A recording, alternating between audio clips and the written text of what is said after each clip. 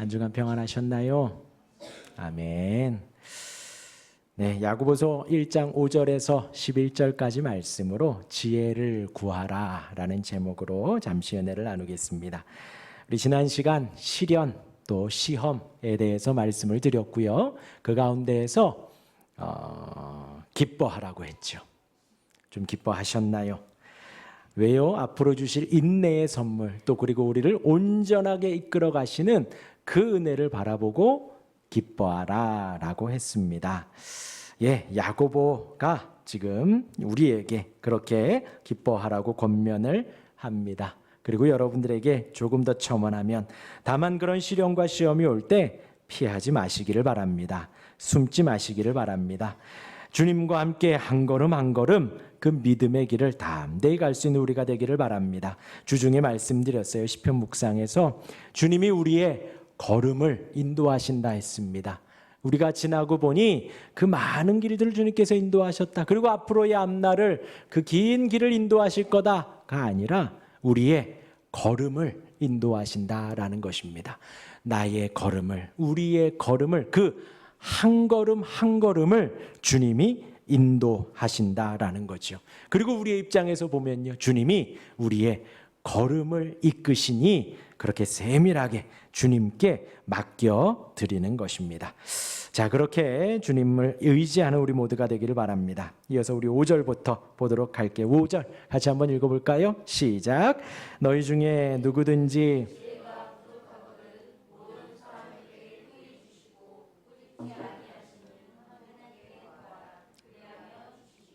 네, 이제 우리 5절 말씀 너무나도 좋은 말씀이죠. 지혜를 구하라. 그리하면 주시리라 라고 합니다. 그런데 이제 우리가 문맥을 잊으면 안 되죠. 4절까지의 말씀. 어떤 상황이지요? 시련과 시험을 당하고 있는 상황이에요. 그리고 기뻐하고 인내, 나중에 인내를 줄 거고 나중에 온전케 해갈 거다. 이 말씀을 야고보가 하더니 갑자기 5절에서 너희 중에 누구든지 지혜가 부족하거든 구하라 라고 합니다. 무슨 말씀일까요? 우리가 시련 속에서 기뻐하는 것 그리고 인내하는 것 쉽지 않습니다. 쉽지 않아요. 버겁고 어렵습니다. 그 시련을 지금 당하고 있는 것도 힘든데 더 나아가 기뻐하라니요. 힘들지요. 그런데 그렇게 힘들 때에 지금 뭘 구하라고요? 지혜를 구하라는 겁니다. 다른 걸 구하는 게 아니라 지혜를 구하라. 지혜가 부족하기 때문이다 라는 말씀인 거지요. 지혜가 무엇일까요? 방금 말씀드린 흐름에 보면 그 시련과 그 시험들, 어려움들을 잘 헤쳐나갈 지혜일까요? 아니면 그 시련과 시험을 혹은 피하는 지혜일까요? 성경에서는 지혜를 뭐라 하느냐? 잠언 9장 10절입니다. 잠언 9장 10절. 우리 같이 한번 읽어볼까요? 시작.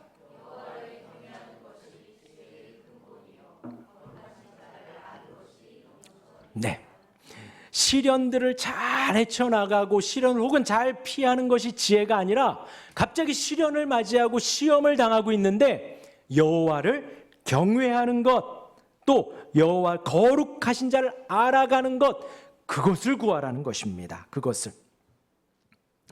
중요한 전제가 이거지요. 지금 우리가 당하고 있는 시련과 시험, 어려움, 버거움이 지금 하나님이 주시는 것이다. 지금 이 초대교회에 예수님의 이름을 믿고 모여서 예배하는 이들이 잡혀갔습니다. 예배하는 이들이 결박당했습니다. 목숨의 위협을 당합니다. 왜요? 다른 게 아니라 예수를 믿어서 예수님을 고백해서 부활을 선포하고 부활을 고백하니 그들이 그냥 잡혀가는 거예요. 그러한 시련 속에서 하나님을 경외하는 지혜를 구하라는 거죠. 이 말은요, 곧 그 모든 것의 전제가 되시는 지금 내가 당하고 있는 이 모든 일을 통제하고 통치하고 이끌어가고 붙드시는 분이 하나님이신 것을 바라보아라는 것. 그 하나님을 바라보는 그 지혜를 구하라는 것입니다.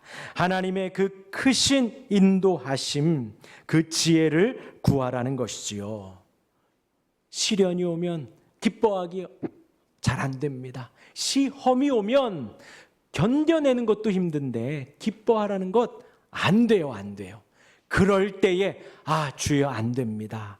주여 버겁습니다. 할 때에 그 여호와를 경외하는 거룩하신 자를 알아가는 그 지혜를 구하라는 거죠. 그 모든 내가 당하고 있는 이 모든 것에 크게 이끄시는 그 지혜를 구하라는 것입니다. 지금 그 시각이 부족한 것이니, 그 하나님을 아는 지식이 부족한 것이니, 그 거룩하신 자를 알아가는 그 모든 것을 볼 수 있는 그 지혜를 구하라는 것입니다. 그리고 또 구체적으로 이 야고보 사도는 이제 3장에서 이 지혜를 구체적으로 말을 해줍니다. 야고보서 3장 17절입니다. 오직 위로부터 난 지혜는 첫째 성결하고 다음에 화평하고 관용하며 양순하고 긍휼과 선한 열매가 가득하고 편견과 거짓이 없나니. 잠언서의 말씀은 그 하나님을 경외하는 지혜를 구하라 그러고, 지금 이 야고보는 이후에 우리가 지혜를 구했을 때 이것이 온다는 거예요. 이것이 무엇이요? 하나님이 주시는 그 지혜를 구할 때에, 시련을 지날 때에 성결해진다라는 거예요. 그 성결함이, 청결함이 온다는 거죠. 그리고 또요, 화평이 온다는 거예요. 평화가 온다는 겁니다. 시련이 오면은 마음이 평안한가요? 시련이 오면 막 요동치죠. 화평과 평화와는 거리가 멉니다. 그런데 지혜를 구하면 그 지혜 가운데 화평과 평화를 준다는 거예요. 관용하다라는 것은 친절한 거예요. 시험이 오면요, 우리가 좀 친절해지나요? 시험이 오면 날카로워지죠. 왜 또 그런 말을 하고, 왜 또 나를 건들고, 막 날카로워져, 공격성. 그런데 지혜를 구하면 그 지혜가 우리를 친절하고 관대하게 인도해 준다는 거예요. 또 양순하다라고 합니다. 양순이라는 것은요, 순종한다라는 뜻이에요.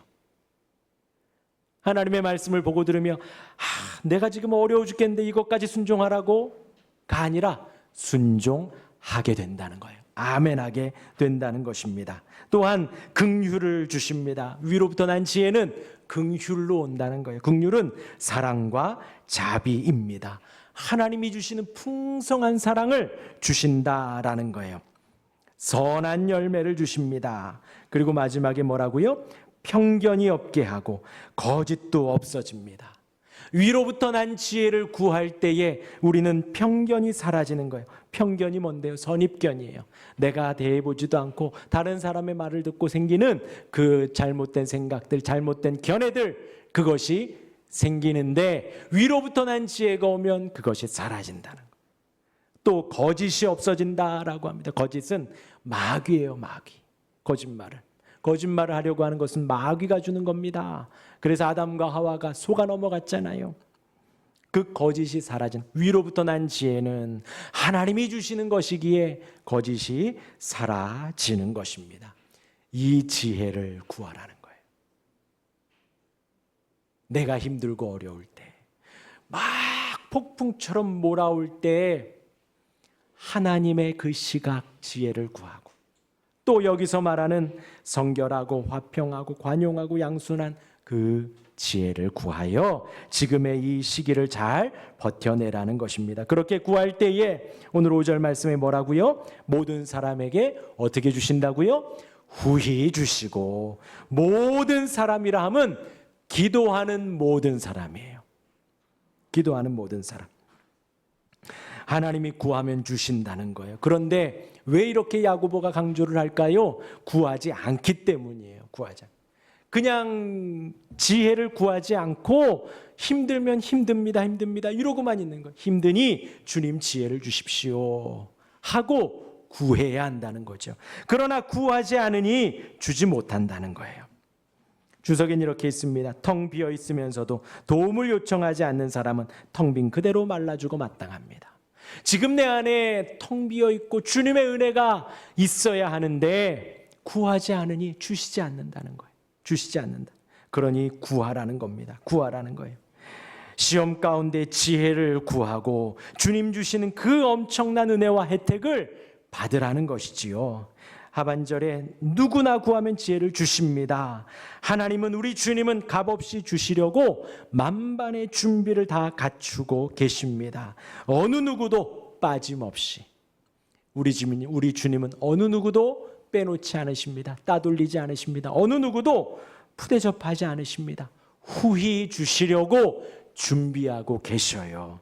그럴 때 꾸짖지 아니하시고 했지요. 우린 이렇게 착각한다는 거예요. 주님께 구하면 주님 혹시 꾸짖지는 않으실까? 주님 바쁘신데 내 기도도 들으실까? 혹은 귀찮아 하시지는 않을까? 아니. 구하라는 겁니다. 구하라는 겁니다. 우리 하나님이 아들까지 보내시며 우리를 사시고 아들 삼아 주신 거예요. 우리가 얼마나 귀하고 소중하겠습니까? 우리가 하는 모든 말들이 우리 주님은 기쁨으로 받으십니다. 그러하니 꾸짖는다고 착각하지 마시고 주님께 기도하실 수 있기를 바랍니다. 사랑하는 성도 여러분, 우리는 기도해야 합니다. 요즘 수요일에 뭘 나눌까요? 주기도를 나누고 있습니다. 주기도. 주님이 마태복음 6장에서 주기도를 말씀하시기 전에 이렇게 명령을 하세요. 너희는 이렇게 기도하라. 이 짧은 말에는 두 가지 의미가 담겨져 있습니다. 하나는 너희는 기도하라. 뭐예요? 기도하라고 우리에게 권면하시는 거예요. 기도하라고 우리에게 명령하시는 거예요. 예수를 믿는 사람들은 기도할 수밖에 없다는 거죠. 예수를 믿는 사람은 기도할 수밖에 없다. 기도하는 시간을 사모하고 기도하는 시간을 꼭 떼어놓고 기도하는 시간을 꼭 지켜가는 거예요. 기도하시기를 바랍니다. 예수님을 믿으니 그 예수님의 말씀에 순종하여서 기도하는 우리 모두가 되기를 바랍니다. 너희는 이렇게 기도하라 라고 했어요. 그리고 주님이 주기도를 가르쳐 주십니다. 곧 기도를 배워야 합니다. 이렇게 기도하라고 가르쳐 주세요. 주기도를 말씀해 주십니다. 주님께 배우는 우리 모두가 되기를 바랍니다. 기도를 배워야 하고 말씀을 배워야 해요. 배우는 것은 겸손해야 가능합니다. 겸손해야지 주님 가르쳐 주심을 우리가 받아들이고 배울 수 있습니다. 지난 수요일에는 서론을 했어요. 여러분들 나눠드린 주보에도 하이델베르그 유리문답 120문, 121문이 나와 있습니다. 하늘에 계신 우리 아버지여예요. 하늘에 계신 분을 우리가 부릅니다. 누구를 부른다고요? 하늘에 계신 분, 하늘에 계신 분. 하늘에 계신, 우리 눈에 보이진 않지만 살아계신 하나님을 부릅니다. 제가 여러 가지를 말씀드렸지만 중요한 거 한 가지는 뭐냐면요, 이 세상 모든 사람들은 다 기도해요. 불신자들도 기도합니다. 어떻게 기도하죠? 사람에게 기도해요. 교회 안 다니는 사람들도 기도합니다. 목상에게 기도하고 누워있는 돌에 기도하고 앉아있는 돌에 기도해요. 다 기도해요. 그러나 저와 여러분들은 누구에게 기도하나요? 살아계신 하나님께 기도합니다. 하늘에 계신, 하늘과 땅, 온 땅의 왕이 되시고 주인이 되시는 그 하나님께 기도합니다. 그리고 하늘에 계신 우리 아버지여 라고 했어요. 아버지께 기도합니다. 아버지라 함은 우리의 보호자가 되십니다. 아버지라 함은 우리의 근원, 모든 것의 근원의 아버지입니다. 그래서 사랑의 근원이세요. 사랑이 한없이 나옵니다. 평강의 근원이세요. 평강이 한없이 나옵니다. 생명의 근원이십니다. 생명이 한없이 나와요. 그래서 우리가 아버지라고 불러요. 아버지라고. 그리고 우리의 보호자가 되십니다. 우리의 부모가 우리의 보호자가 되지요. 어린아이들이 있습니다. 이 아이들의 일거수일투족을 우리가 잘 알아야 해요. 우리가 보호자니까요. 이 아이가 누구 만나는지 무슨 일을 하는지 우리가 잘 알아야 합니다. 우리가 보호자니까요. 마찬가지로 우리 하나님이 우리의 보호자가 되십니다. 그 보호자인, 우리의 먹고 마시고 앉고 일어서고 모든 것을 책임져 주시는 보호자이신 우리 아버지께 우리가 기도하는 거예요. 그리고 우리라고 했습니다. 우리. 공동체적인 기도인 거예요. 제가 여러분들에게 말씀드리지요. 각 잡고 기도하시라고요. 개인적으로 꼭 기도해야 합니다. 꼭. 운전하다가 밥 먹다가 일하다가 아니요. 시간을 떼어놓고요. 시간을 떼어놓고. 다른 것 하지 않고 다 미루어두고 하나님과 독대하는 그 골방의 시간을 필히 가져야 합니다. 그래야지 기도가 되는 거예요. 그래야지. 그런데 오늘 말씀은 우리 아버지요. 그렇게 개인적으로도 기도하고 공동체적으로도 기도하는 거예요. 나의 하나님, 나의 아버지가 되시기도 하지만 우리의 아버지가 되시니 우리가 한자리에 모여 이렇게 예배하고 한자리에 모여 함께 기도하는 겁니다. 한자리에 모여서 한 마음으로 기도하죠. 기도 제목을 드리고요. 우리가 지금 이렇게 기도하고 있습니다. 기도의 제목을 드리고요. 합심하여 기도하고 한 마음으로 기도하는 겁니다. 교회에서 그렇게 합심하여 기도하는 것을 말씀을 드리는 거예요. 사랑하는 성도 여러분, 기도는 명령입니다. 그리고 우리의 자유예요. 소생되어진 여러분, 하나님의 생명을 얻은 우리는 하나님께 기도할 수 있는 자유가 생겼습니다. 그 자유로 하나님께 온전히 기도하시기를 바랍니다. 왜 이렇게 제가 강조해요? 기도하면 좋아요. 기도하면 기쁨이 넘치고, 기도하면 은혜가 넘칩니다. 기도하면 감사가 넘치고, 기도하면 찬양이 넘칩니다. 그러하니 그 복음, 그 은혜의 소식 여러분들에게 말씀드리는 거예요. 기도하시기를 바랍니다. 이어서 6절과 7절 야고보가 기도에 대해서 첨언합니다. 같이 읽겠습니다. 6절, 7절 시작. 오직 믿음으로 구하고 조금도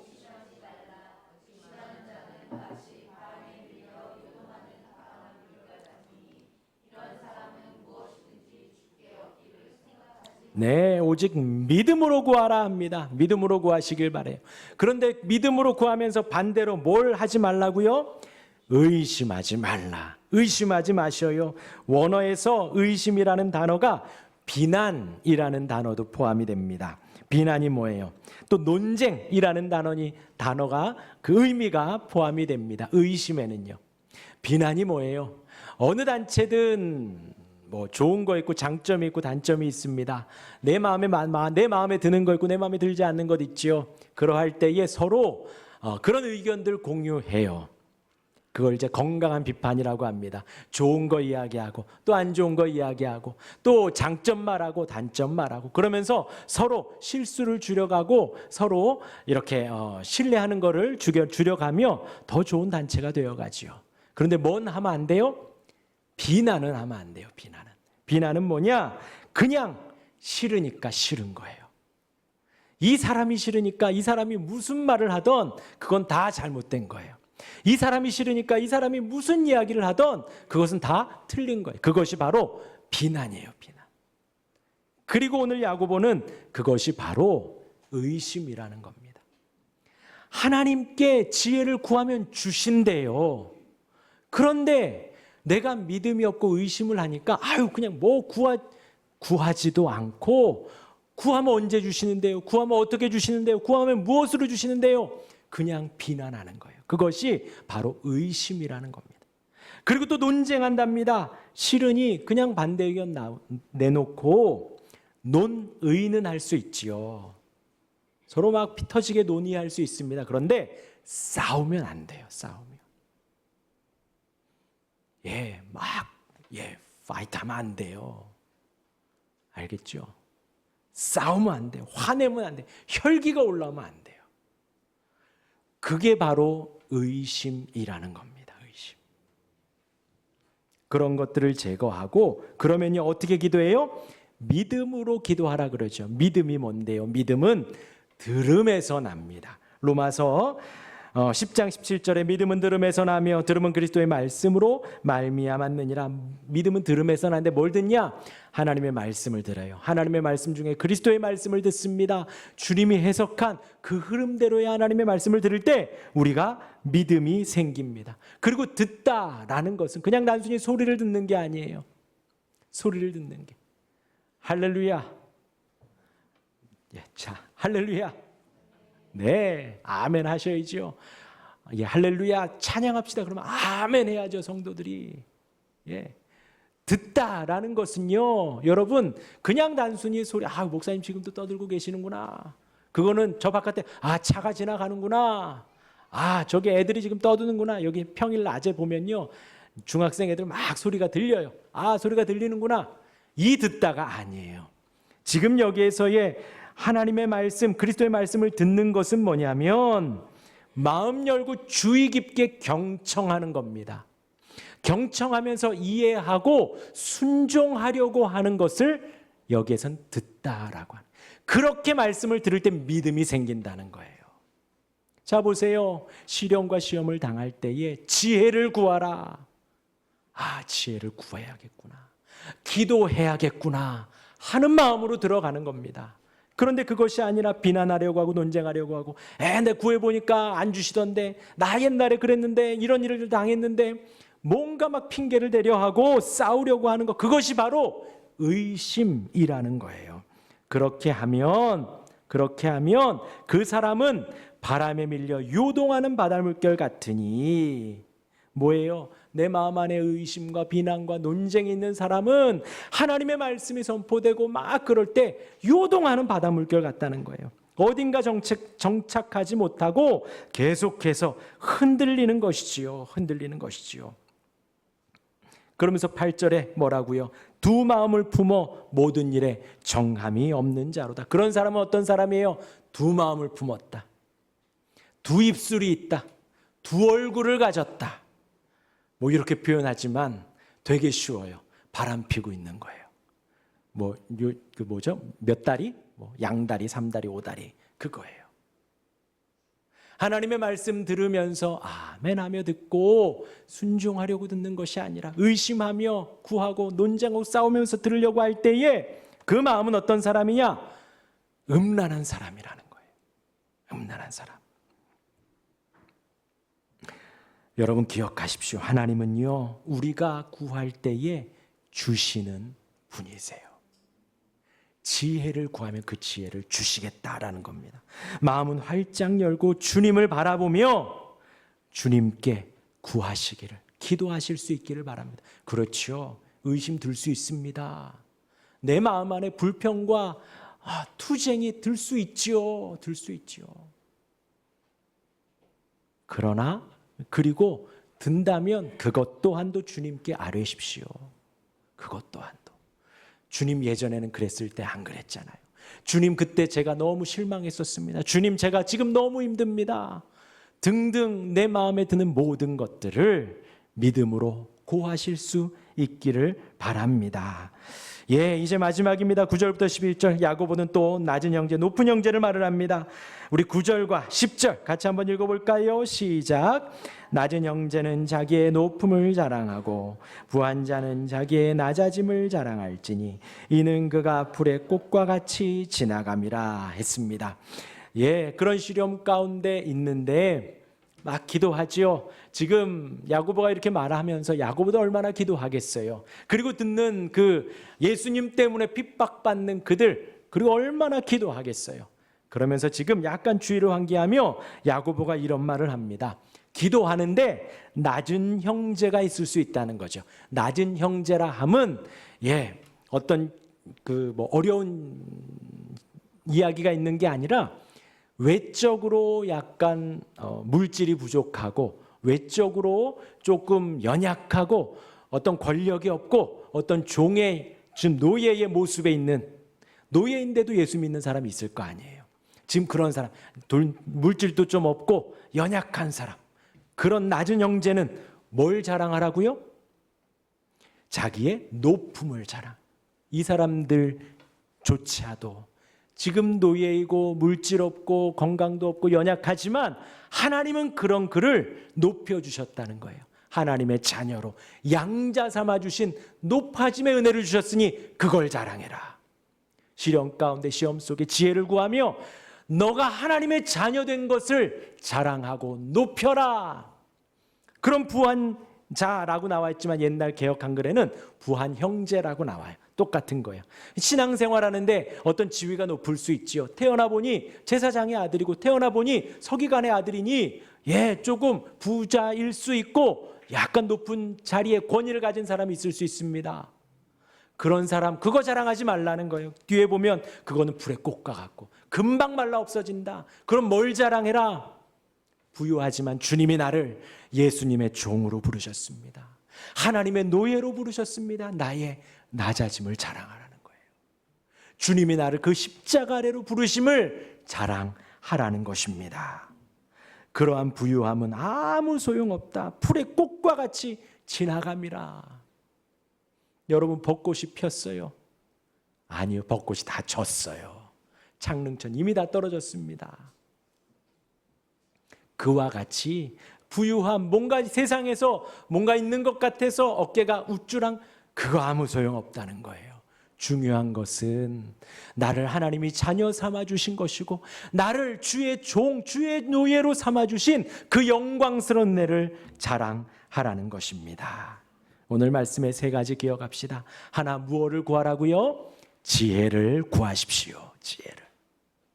지혜는 하나님의 시각입니다. 하나님의 다스리시는 그 은혜입니다. 하나님의 지혜를 구하십시오. 또한 정결함을 구하는 거예요. 화평함을 구하는 거예요.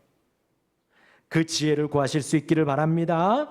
하나님이 나를 인도하셔요. 나에게 주려고 지금 준비하고 계셔요. 그러하니 두 번째로 기도하시기를 바랍니다. 기도하시기를 바랍니다. 기도해야 해요. 기도해야 해요. 밥 먹듯이 기도하십시오. 꼭 시간을 떼어서 기도하십시오.